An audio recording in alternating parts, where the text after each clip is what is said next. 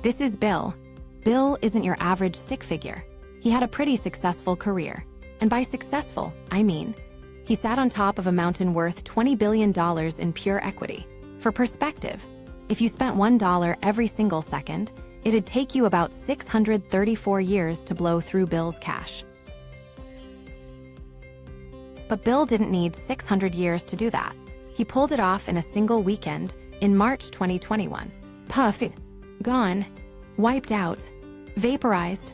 It's the biggest, fastest, and most absolutely ridiculous loss of personal wealth in all of human history. No war, no natural disaster, just one guy, some eager investment banks, and the riskiest leveraged bet Wall Street has ever seen. But to understand how you burn $20 billion in 48 hours, we've got to start from scratch. And that starts with the question, who the hell is this guy anyway? We're in the 1990s. Bill H. Hwang is a young, ultra-ambitious stock analyst. He catches the eye of a legend named Julian Robertson.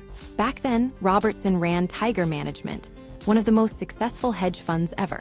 He was famous for recruiting young talent, pushing them to their limits, and then sending them off with millions in startup capital. These elite traders on Wall Street were reverently called the Tiger Cubs. And Bill was the most eager cub of them all. Bill launched his own fund, Tiger Asia. He specialized in Asian stocks, taking insane risks, and it paid off. He turned a few $1 million into billions overnight. His strategy? Aggressive to the max, sometimes even pushing past that limit. So far past, in fact, that in 2012, the U.S. Securities and Exchange Commission, SEC, showed up at his door. The charges? Insider trading and stock manipulation with Chinese bank stocks. The SEC didn't wait around. They slapped him with a $44 million fine and handed down the ultimate judgment. Bill H. Hwang was never allowed to manage other people's money again. For any normal fund manager, that's the death sentence. Game over. Career finished. But Bill sat in his office, looked at his remaining personal fortune of hundreds of millions, and thought, hold my beer. I'll just use my own money. And right here is where things start going off the rails. In 2013, Bill launched a new firm called Archegos Capital Management.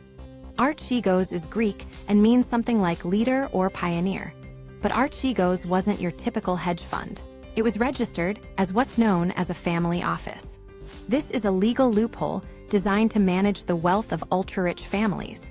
Since no outside money is involved, the U.S. government essentially says, we don't care what you do in there. You don't have to disclose your dealings to anyone. No filings with the SEC, no public reports on your stock positions. Nothing. Archegos was a stealth bomber. Nobody could see what Bill had up his sleeve. And what he had up his sleeve was the biggest financial leverage in history.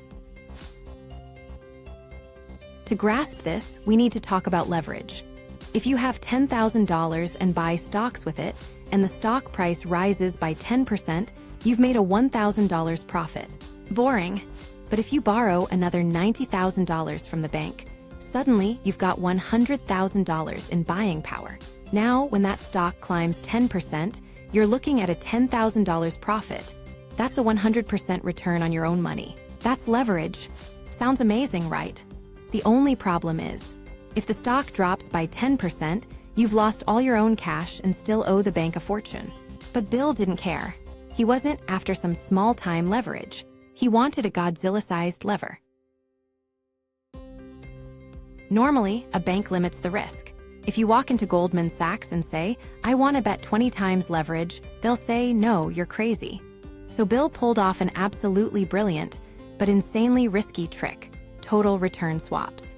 Here's how it worked. Bill goes to Goldman Sachs and says, I want to buy Viacom CBS stock, but I don't want my name on record. You buy the stock for me, keep it in your books, and we'll sign a deal. If the stock rises, you hand me the profit. If it tanks, I cover your loss.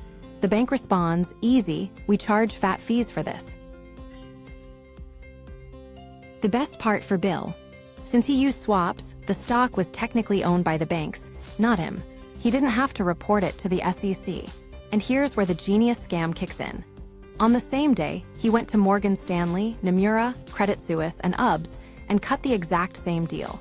Each bank thought, oh, Bill's running a sweet little trade with us. None of them knew Bill was also secretly shorting their competitors, all betting billions on the same stock.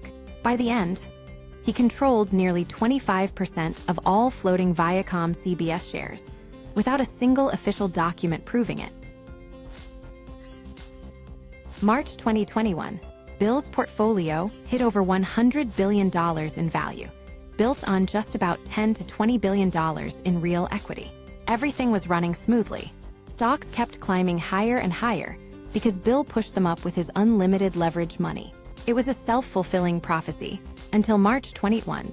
On that day, the media giant Viacom, CBS, decided to seize the moment. Their stock price was absurdly high, so they thought, hey, let's issue new shares to raise fresh cash for our streaming service. They flooded the market with new stocks. Supply skyrocketed, the price crashed. The stock plummeted by 9%. Normally, no big deal. But for Bill H. Hwang, it was an atomic strike. His leverage was so extreme that even this 9% loss wiped out all his collateral with the banks. That Wednesday night, phones in Bill's office screamed with margin calls. The bank said, Bill, your portfolio just lost massive value. You need to put $2 billion in cold hard cash on our table by tomorrow morning, or we'll have to liquidate your stocks. But Bill had no cash left. Every single penny of his was already trapped in the market. On Thursday night, there was a dramatic secret phone conference between Archegos and 5 affected megabanks. Bill H. Hwang admitted to his hubbas, guys, I'm broke. The banks panicked. If they all dumped Bill's $30 billion in stocks on the market at once, prices would crash and everyone would take massive losses. They agreed to hold off and coordinate a controlled sell-off. But on Wall Street, honor among thieves is non-existent. Goldman Sachs and Morgan Stanley saw the danger immediately. That very night, they broke their promise, quietly called major investors, and unloaded Bill's entire stock portfolio at a steep discount. They bolted for the emergency exit first, emerging mostly unscathed. And the others? Credit Suisse and Japan's Nomura Bank patiently waited until Friday morning to honor the agreement. By then, disaster had struck. The stocks were in freefall. Nomura lost over $2 billion. Credit Suisse took an unimaginable $5.5 billion hit, a loss from which the Swiss legacy bank would never recover, ultimately sealing its downfall. Bill H. Hwang was arrested by the FBI in April 2022 and now faces decades behind bars for fraud and market manipulation. He went down in history as the guy who lost the largest private fortune overnight. So next time you think you blew your cash over the weekend, just remember Bill. His party, way pricier.